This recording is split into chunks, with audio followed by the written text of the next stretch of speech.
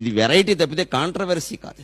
అందుకని ఆ వైవిధ్యాన్ని నేను గౌరవించి ప్రేమించి వాళ్ళ దేశాల్లో ఆయా దేవుళ్ళ పట్ల భక్తి నేను కలిగిస్తున్నాను. మేము స్పష్టంగా చాలా బాగా నమ్ముతాం హిందువులం. ఇక్కడ రాముడు అవతరించినట్టే అక్కడ క్రీస్తు అవతరించాడు, ఇంకో చోట ప్రభక్త అవతరించాడు. మేము స్పష్టంగా నమ్ముతాం ఆ విషయాన్ని. బుద్ధుడు అలాగే అవతరించాడు. మాకేమీ ఇందులో ఇబ్బంది ఏమీ లేదు. ఆ విషయం వారెవరు దేవుళ్ళు కాదని మేము అనడం లేదు. కానీ వాడొక్కడే దేవుడు వీళ్ళెవరో కాదు అంటే మాత్రం ఉరికిన వ్యవహారం లేదు.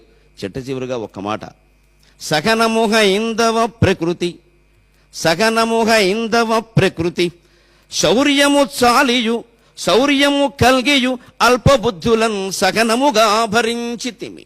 సకనముహ ఇందవ ప్రకృతి, శౌర్యము కల్గియు అల్పబుద్ధులన్ సకనముగా భరించితిమి.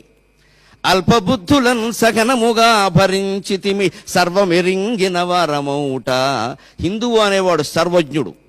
ఒక్క భగవంతుని గురించి తెలిస్తే ఇంకేం తెలుసుకోవలసిన అవసరం లేదని మేము